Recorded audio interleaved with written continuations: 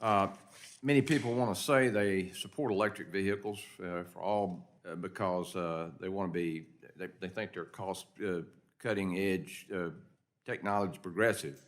Interestingly, electric vehicles are not a 21st century phenomenon, and the same issues that made them unattractive to many buyers are still present today.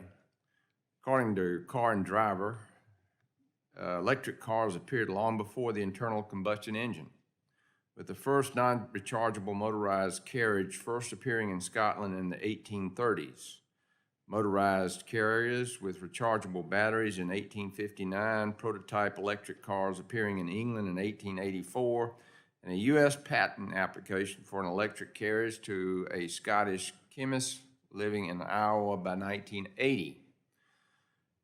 For reference, the Des Moines Register stated at the time that the Iowa EV had a front-wheel drive, had a top speed of 20 miles per hour, and went 50 miles on a charge.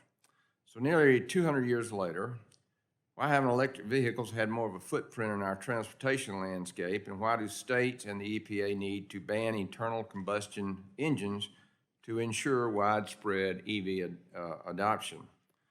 There are two words: price and functionality. In the late 19th and early 20th centuries, there was a limited market for cars because they were expensive and only wealthy Americans could afford them.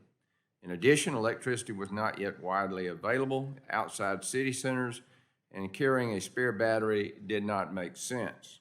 Whatever benefits came to wealthier city folks from not smelling gas fumes or avoiding a noisy engine while driving were more than offset by functionality and affordability for the greater public.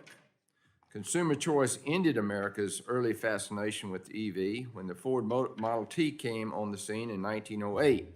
The Model T started at a price point that was half that of the EV, and in 15 years, the Model T cost only 10% of the price of an EV. At that time, government did not interfere and consumers won. Today, the changes EV proponents want to make to vehicles with internal combustion engines and the reasons why EV adoption is lagging are largely unchanged.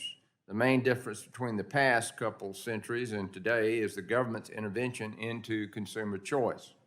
No matter how much government floods the market with fleet requirements that squeeze out internal combustion engines and require EVs, if consumers aren't buying those cars, no one wins.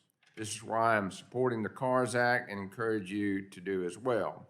One size does not fit all. We heard from the Minnesota auto dealers that price and functionality are crucial to new car sales, and what makes sense for city and suburban consumers is not what people want who live in most rural areas.